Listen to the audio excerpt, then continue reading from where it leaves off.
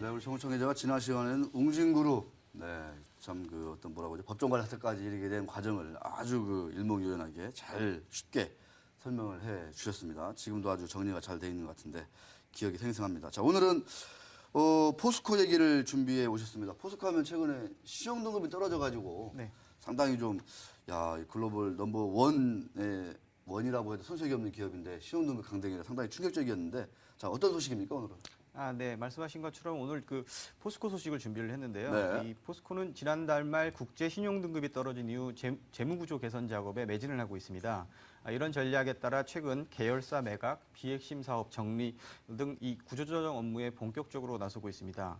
하지만 한편으로는 이 본업 경쟁력을 강화하기 위해서 이 인수합병도 추진하고 있는 등 상반된 모습을 보이고 있는데요. 오늘은 이런 포스코의 공격과 수비 전략을 살펴보도록 하겠습니다. 야, 상당히 좀 공격도 잘해야 되고 또 수비도 잘해야 되는 네. 상당히 어려운 일을 지금 포스코가 하고 있다. 왼손으로는 구조조정, 오른손은 M&A. 야, 방어와 공격을 동시에 하고 있다는 말씀인데, 일단 구조조정은 아무래도 좀 그 신용 등급이 강등됐기 때문에 뭔가 좀 재무 상태를 좀 좋게 하자 뭐 이런 취지 아니겠습니까? 네, 그렇습니다. 네. 이 포스코는 한때 우리나라 국가 신용 등급보다도 더 높은 신용 등급을 받았던 국내 대표 기업입니다. 하지만 2007년 이후 이 적극적인 M&A에 나서면서 이 막대한 자금이 외부로 유출됐고 이로 인해서 여기에 또 이 글로벌 철강 산업이 부진까지 겹치면서 과거에 비해서 재무 구조가 많이 취약해졌습니다. 이 때문에 결국 지난달 22일 S&P가 신용 등급을 A-에서 트리플 B 플러스로 강등했고 이틀 뒤엔 24일엔 무디스가 A3던 포스코 외화 표시 신용 등급을 BAA1으로 낮췄습니다. 특히 그 무디스의 경우에는 등급 전망을 부정적으로 추가 조정해서 이 신용 등급을 추가로 하락할 수 있다는 가능성을 내비치기도 했습니다. 네. 국제 신용 평가사들은 적어도 내년까지는 이 철강 산업의 수익성 제고가 어려울 것으로 예상하고 있습니다. 네, 알겠습니다. 내년까지 업황이 안 좋다. 네. 이렇게 얘기를 하고 있군요. 뭐 이렇게 장기간 침체면 뭔가 준비를 해야 될 것 같습니다. 자, 포스코가 이렇게 구조조정도 경기가 어려운 때 하고 있지만 한편으로는 아까도 말씀하신 대로 확장, M&A도 많이 하고 그랬습니다. 자, 좀 자세히 설명해 주시죠. 네. 이 포스코 계열사는 2007년 봄까지만 하더라도 23개 정도였습니다. 근데 올 4월 기준으로 포스코 계열사는 70개입니다. 불과 5년 만에 계열사가 47개나 증가했다는 것인데 한 해 평균 10개 정도의 계열사를 늘린 셈입니다. 주요 M&A 사례를 보면 2010년 대우 인터내셔널을 약 3조 4천억 원 가량의 그 금액을 쏟아부어서 인수를 했고요. 지난해 7월에는 동남아 최대의 스테인리스 업체인 이 태국의 타이녹스를 인수하는데 6,100억 원을 쏟아부었습니다. 이 포스코가 최근 5년간 이렇듯 M&A에 쏟아부은 돈은 5조 원이 넘는 것으로 시장에 알려지고 있습니다. 5조 원. 네. 예, 그러니까 이 돈이 M&A에 많이 투입이 됐으니까 뭔가 이제 신용 등급이 떨어지는. 네. 이게 뭔가 좋은 일, 그러니까 포스코 입장에서는 참 야심작을 많이 만들어냈는데 그게 이제 신용 등급이 떨어지는 하나의 단초가 됐다, 이렇게도 볼 수 있을 것 같습니다. 자, 뭐 문어발 확장이다 이렇게 지적을 받기도 했는데, 자, 뭐 각각의 그 확장 M&A에는 그만한 이유가 있다, 이렇게 또 뭐 상당히 좀 수긍이 되는 측면도 있더라고요 보니까. 자, 구조조정 계획, 어떤 계획을 준비하고 있는지 이번에 좀 살펴봐야 될 것 같습니다. 네. 일단 포스코는 이 70개나 되는 계열사를 정리해서 50개 수준으로 줄인다는 큰 틀의 구조조정 계획안을 내놨습니다. 손자 회사 중 일부를 자회사에 합병시키고 업무 성격이 비슷한 회사들은 서로 통폐합을 시키는 방침입니다. 이런 계획에 따라 포스코 AST가 포스코 NST를, 포스코 캠텍은 포스칼슘을 각각 흡수 합병할 예정입니다. 포스코 에너지도 신한에너지와 포항연료 전지 발전을 합병할 예정입니다. 포스코는 이런 계열사 구조조정 자문을 31PwC, 딜로이트 안진, 어네스트 앤영 한영과 같은 국내 대형 회계법인에 맡긴 상태이고 연말까지는 매듭을 짓겠다는 방침입니다. 네, 알겠습니다. 이제 좀 상당한 그 연말까지 시기가 네네. 됐습니다. 계열사를 좀 정리하는 게 많이 좀 포함이 됐고, 요새 이제 뭐 인력 구조조정이다 이런 얘기가 좀 얼핏 나오는 것 같기도 한데 그런 거는 좀 안 들어가 있나요? 어떻습니까? 네. 인력 구조조정 계획까지는 아직 뭐 공식적으로 크게 발표된 건 없고요. 예.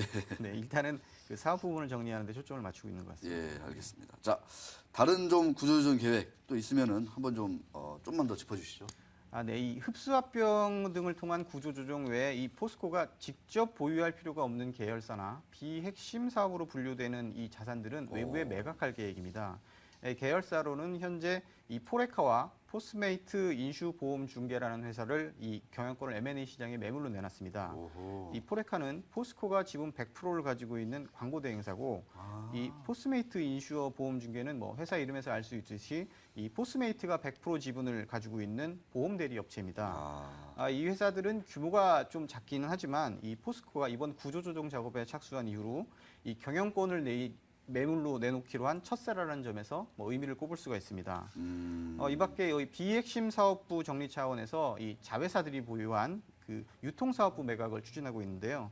이 포스코 건설이 보유한 그 베트남의 다이아몬드 플라자, 그리고 부산의 센트럴 스퀘어, 그리고 대우 인터내셔널이라는 계열사가 보유한 마산의 대우 백화점 등 이 세 개 사업장을 매각할 계획입니다. 네.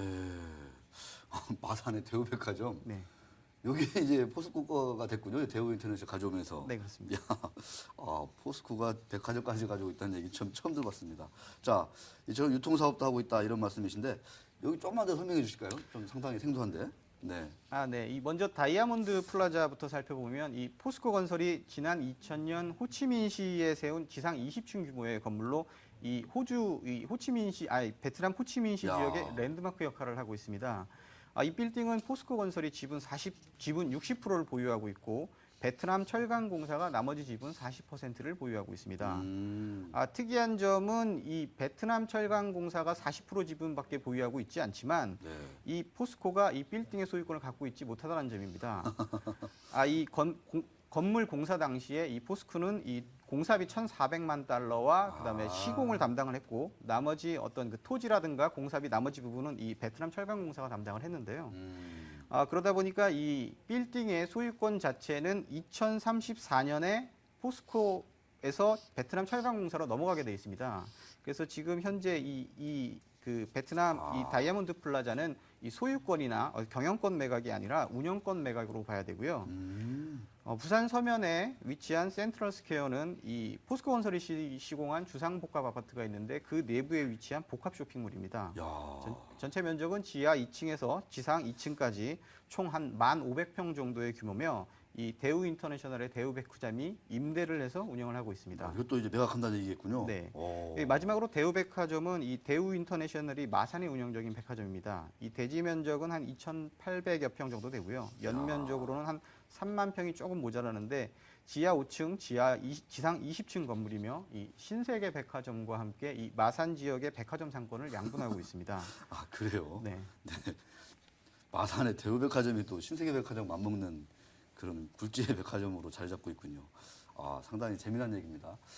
자, 지금 이제 포스코의 구조조정 얘기를 들어봤는데 비주력 계열사들, 자산들 대대적으로 매각하겠다.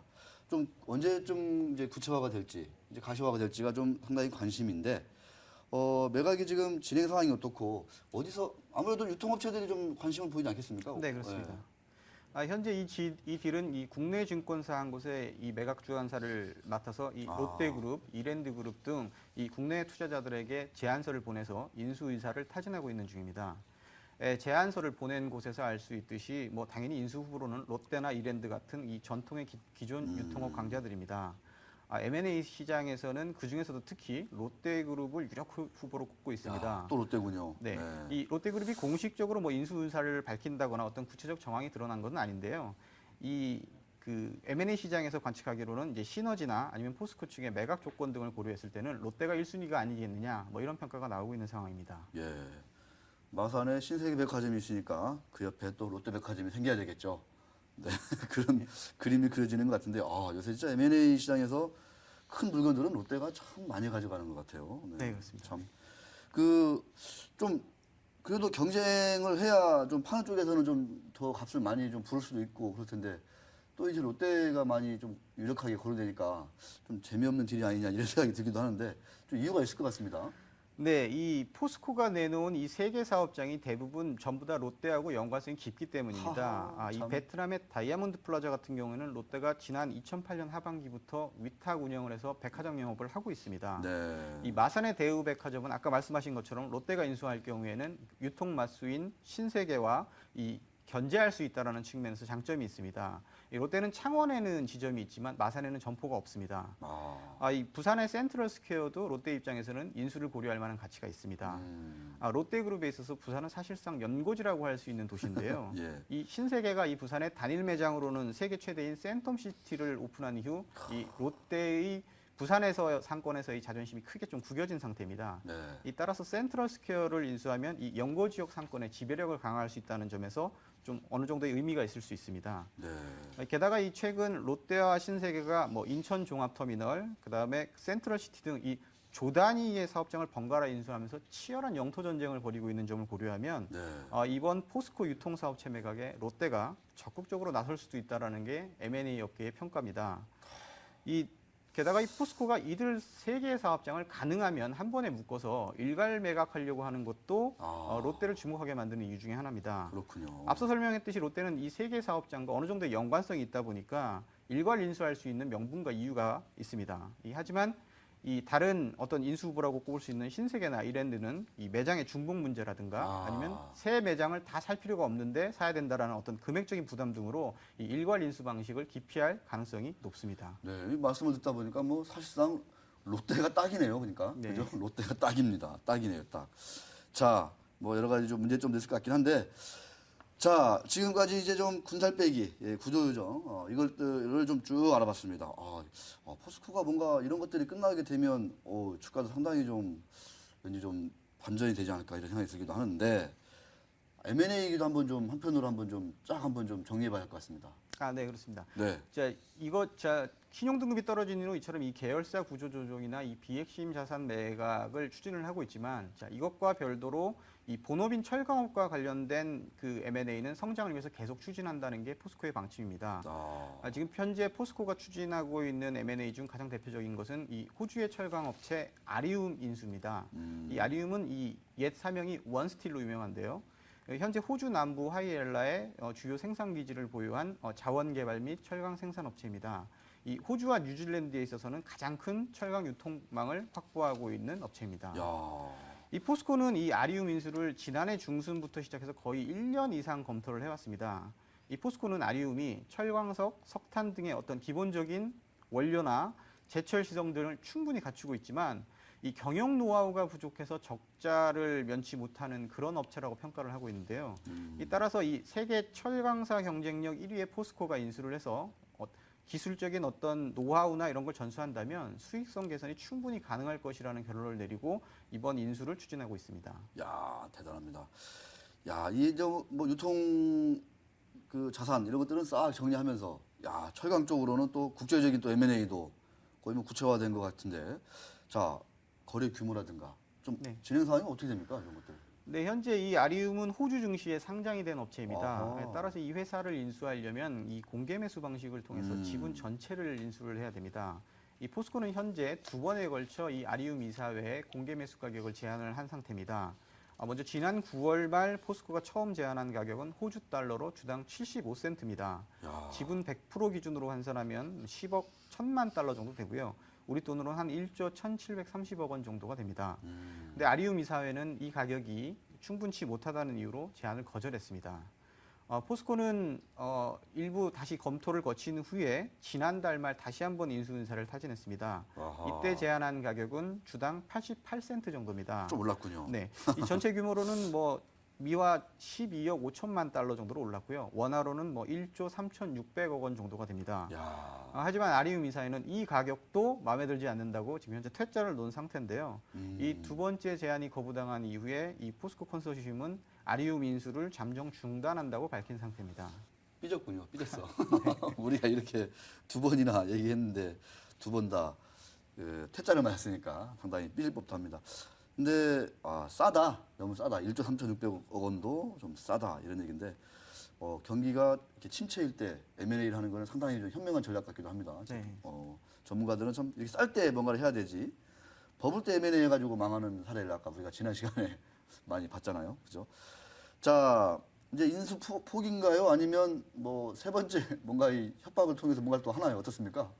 네, 아까 제가 잠정 중단이라고 말씀을 드렸는데요. 네. 네, 말 그대로 이 포스코 컨소시엄의 입장은 인수위수를 접거나 포기하는 것이 아니라 이 당분간 수정 제한 같은 것은 하지 않고 관망을 하면서 기회를 엿보겠다. 뭐 이런 생각입니다. 이 말씀드린 것처럼 아리움이 호주 증시에 상장된 기업이고 이 석탄이나 철광석 광산을 보유한 자원업체다 보니까 이 M&A를 위해서는 공개 매수와 함께 호주 정부의 승인이 반드시 필요합니다. 그러니까요. 따라서 섭분리 인수 포기 등의 의사를 밝히거나 선언을 하게 되면 이 호주의 공시 규정 등 여러 가지 규정에 따라서 차후에 다시 인수 시도를 할 수 없게 될 수가 있습니다. 그렇죠, 그렇죠. 그래서 이 포스코의 공식적인 입장은 이 이사회와의 협상을 당분간 중단한다는 것이 정확한 표현이고요. 인수는 계속 검토를 하고 가격 부분에 대한 것도 계속 고민을 할 것으로 예상이 되고 있습니다. 야, 여러분 잘 보셨죠? 신용 등급이 떨어져가지고 어떤 비주력 자산을 몽땅, 특히 유통 자산들을 회사들을 대거 롯데 등에게 이제 매각을 추진하고 있고 대신 호주의 큰 철강사는 인수를 지금 하려고 하는 포스코의 모습입니다. 정 기자, 지금 제가 이 포스코의 이 월봉을 쭉 띄워놓고 있는데 지금 이제 화면에 한번 보일 것 같습니다. 근데 76만 원 갔다가 지금 한 33만 원이거든요. 한때 이제 포스코가 자식들한테 물려줄 주식 후보 1순위였지 않습니까, 이게? 네, 그렇습니다. 지금 가격에서 좀 자식들에게 물려주기 위해서 산다. 어떻습니까? 저는 괜찮을 것 같은데 우리 정 기자의 선택은 어떻습니까? 저는 글쎄요, 뭐 그 부분에 대해서 뭐 확실하게 단언할 수는 없지만 길게 볼 때, 포스코가 예. 네, 포스코가 지금 3년 연속 세계 철강 업계 1위의 경쟁력을 가진 업체로 꼽혔었거든요. 그러니까요. 그런 점에서 봤을 땐 제가 봤을 때는 뭐 현재 주가 수준에 대해서 단언하기는 좀 어렵지만 대한민국의 대표 기업으로서 후대에 계속 물려줄 만한 주식이진 않나라는 개인적인 생각을 갖고 있습니다. 쌀 때 주식을 사야 되죠. 지금 차트를 보니까 120 월봉을 뚫고 내려가려는 조짐인데 이게 뭐 어마어마한 장기 추세선을 미탈할 조짐을 보이고 있는데 구조조정이 좀 일단 마무리되고 또 이제 호주 철강사 인수하고 그러면 이제 조금 좀 그림이 좀 되지 않나요? 좀 왠지 좀 괜찮아 보이기도 할 것 같은데요, 이런 때. 뭐 그림상으로는 괜찮아 보일 수가 있는데요. 네. 중요한 건 세계 철강업의 아직. 시황이 언제 개선이 되느냐라는 얘기인데요. 아까도 제가 말씀드렸지만 이 국제 신용평가사들은 적어도 내년까지는 이게 가장 문제는 이제 중국인데 중국 쪽에 있는 철강 업체들의 계속 과잉 건설만. 생산으로 그러니까. 인해서 국제 철강 시세가 많이 떨어진 상황이기 때문에 그것만 좀 네, 이 문제가 해결되지 않는다면 뭐 주가가 크게 다시 급반등하거나 하기는 좀 어렵지 않을까. 네. 뭐 이런 것이 공통된 전망입니다. 그렇군요. 알겠습니다. 자, 아들, 딸에게 물려주실 분들 조금 더 참으라는 우리 정호찬 기자의 얘기였습니다. 자, 포스코에 대한 M&A와 구조조정 오늘 뭐 이 시간에 다 정리된 것 같습니다. 지난주 웅진그룹에 의해서 이번 주는 포스코 그룹이었습니다. 자, 몇 분 안 남은 시간이지만 탐험 얘기로 우리 정호찬 기자랑 잠깐 떠나봅니다.